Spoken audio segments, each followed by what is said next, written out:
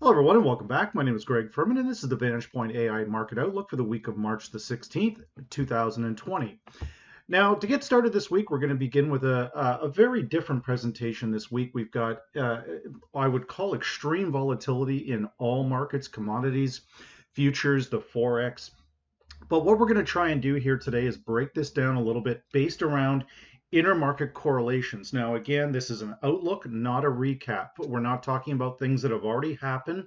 We're looking at prepping going into the next week's trading and understanding what the likely outcome will be. Now, the main thing we want to do here, guys, is identify direct intermarket correlations. They will trump indicators like overbought, oversold, accumulation, distribution, all of these things that try and call the market after the fact. We don't want to look at that. We need to understand the intermarket correlations so we can immediately deal with something if we have to, based around these news announcements, bank rate cuts, all of these different things. It's very important that we understand that. So when we look right now at the dollar index and we compare it, we see following this blue line, the direct inverse correlation between the euro and the dollar index. Basically, it's tick for tick. If one goes up, the other goes down. Now, that intermarket correlation may be obvious to some, but not obvious to others. But when we look at the line here, we can actually assess here what's going on. Now, as the euro starts to fall, the dollar goes up and vice versa. Now, when we look at this right now, what's happened here, when the dollar's selling off, that's given rise to the euro. So we understand that direct intermarket correlation. But if we take this one step further, we can also further assess here that when we look at the S&P 500 directly, a driving factor in the markets here, this is the main correlation that we need to understand, that when the S&P 500 put this top in place, the dollar index actually did the same thing.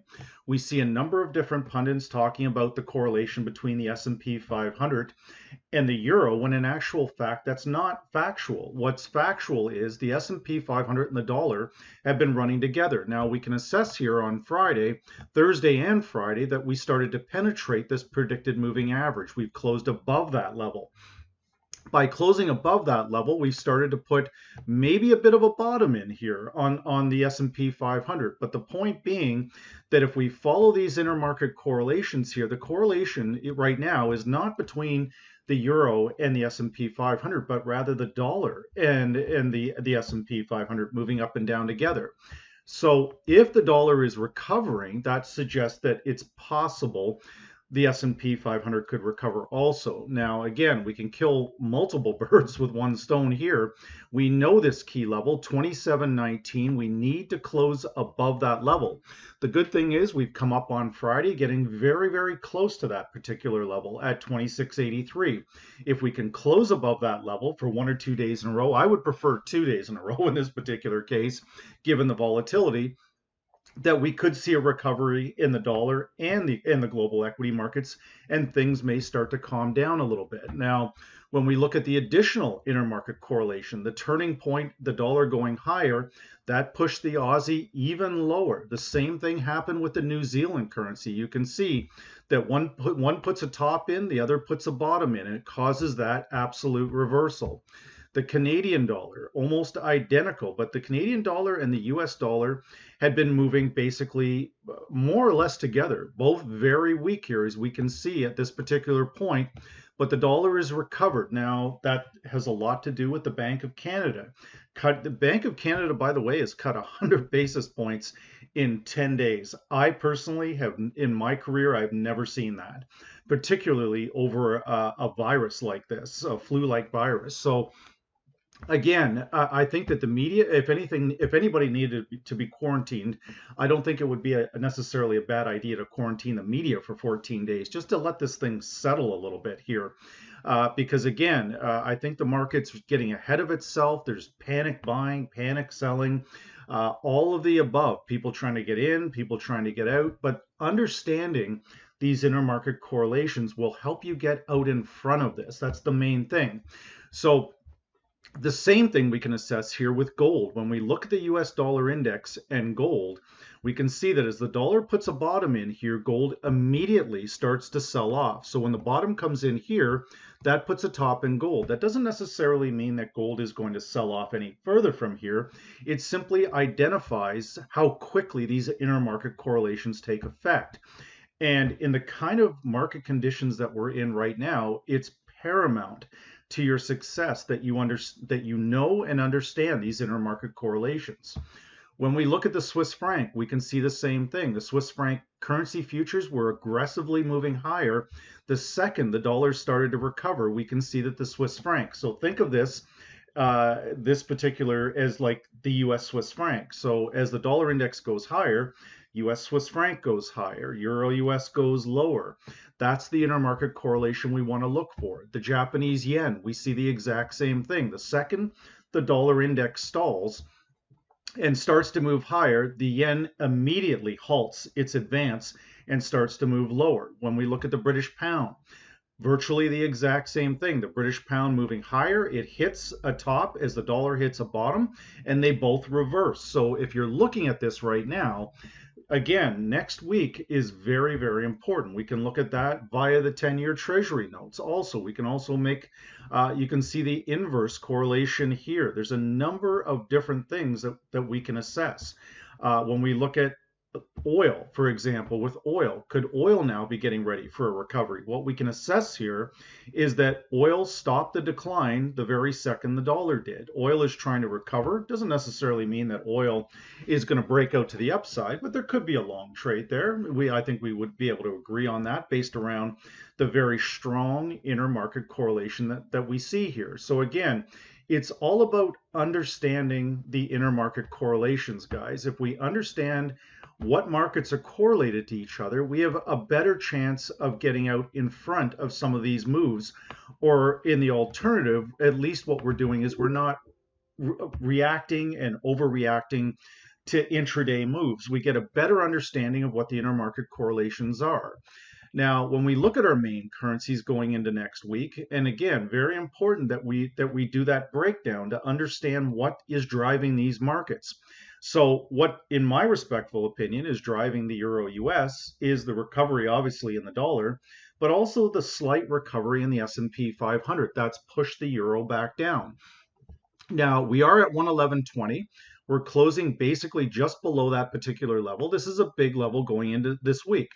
If we click on our F8, we also get an additional pivot area, 111.93. So right now, the main thing that you want to understand, connecting the dots to these intermarket correlations, that if the S&P 500 recovers and the dollar index continues to recover, then the euro is going lower, not higher. That's the way we want to look at this, guys. So again, knowing those key pivot areas and understanding these indicators. We've got our medium term crossing our long-term predicted difference, our neural index is down, and our predicted RSI is sitting at virtually a breakout point at just below the 40 level.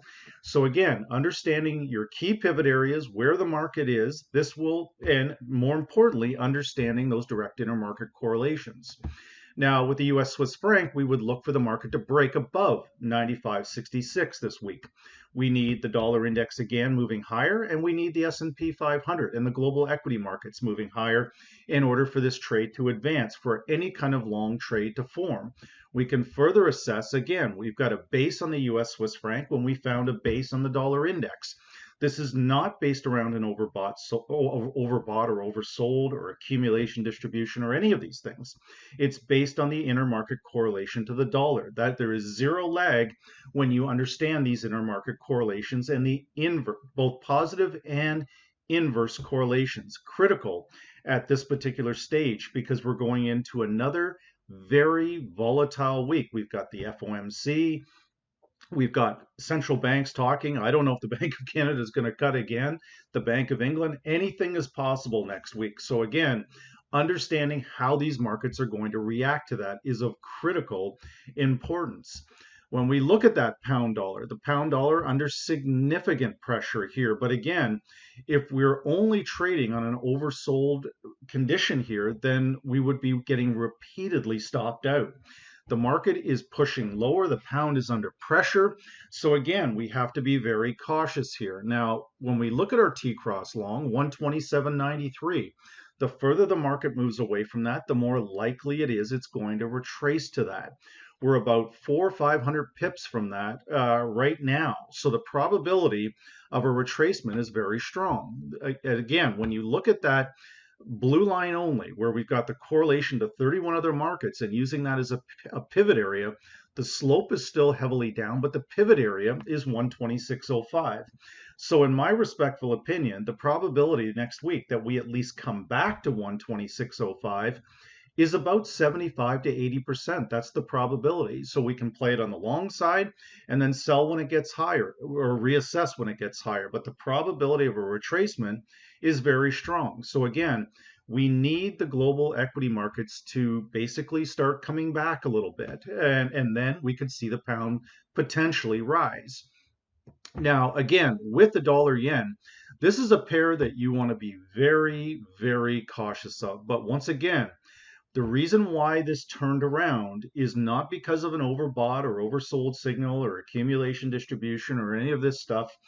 It's simply the intermarket correlation to the dollar index. The dollar index turned and the dollar yen turned higher. This pair is anything but out of the woods here yet, guys. Now we've closed above the 107 level. Now we see how we do on a retest when it pulls down lower. Once again, we can click on our F8 and get additional pivot areas down to 105.76. One could argue here the same thing that I just argued with the pound, that the further we move away from the blue line to the upside, the more likely it is we're going to retest it on the downside. Understand again your intermarket correlations. If the equity markets, meaning the S&P 500, can recover, then the dollar yen will hold above these two levels. If the equity markets crash again, then you can expect the dollar yen to come back to 105.76. Again, the intermarket correlation, guys, is what you want to watch. If the dollar index cannot hold its gains, the S&P cannot hold their gains, then dollar yen will not hold these gains. When we look at the US Canadian pair going into next week, once again, 2 rate cuts pushing the USCAD over almost to the 140 mark this past week. In my respectful opinion only, the Canadian government is maybe grossly overreacting to this. Now, again, Canada is unlike the US. Canada, we have no people complaining there's no tests available, yada, yada, yada. Well, Canada doesn't have any tests. And in fact, if we go to a healthcare practitioner and we don't have any symptoms, we're sent home. There's no reason to have a test if you don't have the symptoms. That's the logic here.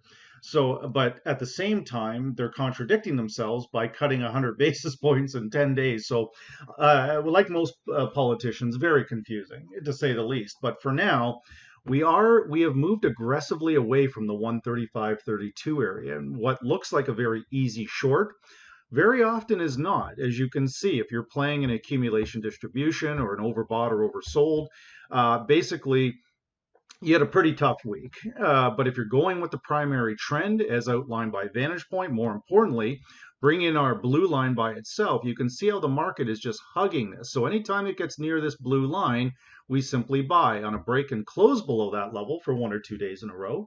Then we start looking at shorts. So the main thing we have to break down below 137.36 before we think about shorts. Now, again, we do have what appears to be a possible top in there, but I would argue that even that is highly speculative because again, we're still making new highs here, and we've got higher lows and higher highs. So again, be careful with this pair.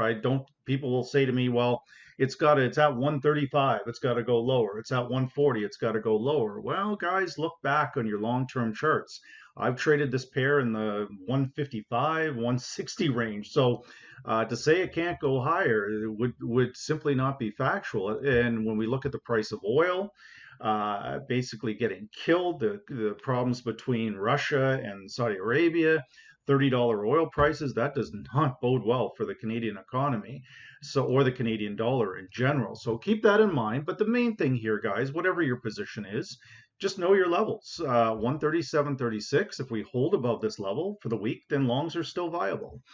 When we look at our other commodity-based currencies, the Aussie and the New Zealand, there is certainly no love for either one of these two pairs. They have just been getting absolutely killed.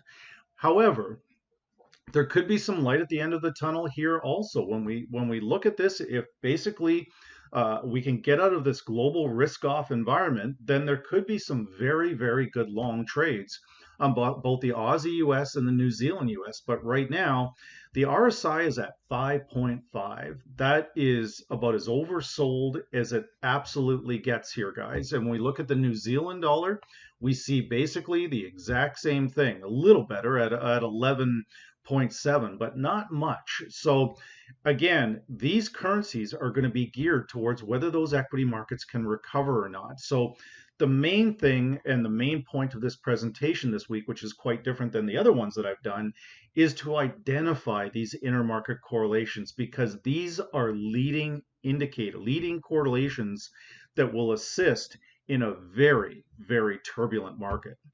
So with that said, this is the VantagePoint AI Market Outlook for the week of March the 16th, 2020.